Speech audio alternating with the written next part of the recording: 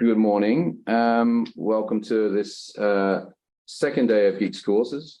So I will just share the start of the presentation.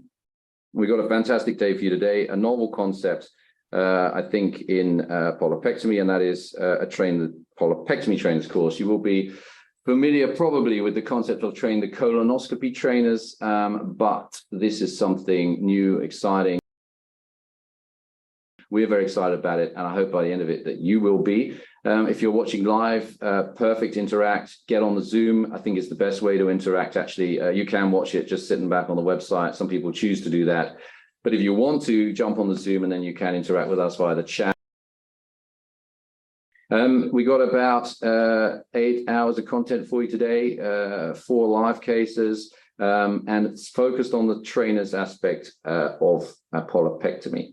So just some housekeeping first. We're going to just gently show you what to expect from today. So that is going to be here, I think. Yeah. So here's the course for today, and we're going to start with an introduction.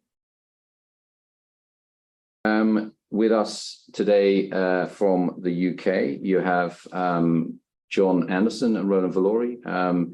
No one needs to introduce them in terms of their training pedigree, and Roland also training colonoscopy a lot of the time. John and myself are training polypectomy a lot of the time, and we three will be the faculty today to bring this course hopefully to fruition. Then you have locally a number of people who make this possible, including the back office staff, the nurses, the anaesthetists. I think we recognise that performance of colonoscopy, detection of polyps and removal of polyps is not as good as it could be.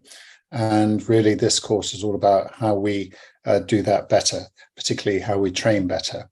And I just want to make one point to start with. We'll be coming back with some detail later. But what we're aiming to do is to train trainers up to being able to train trainees up to independent colonoscopy with level 2 SMSA level 2 polypectomy.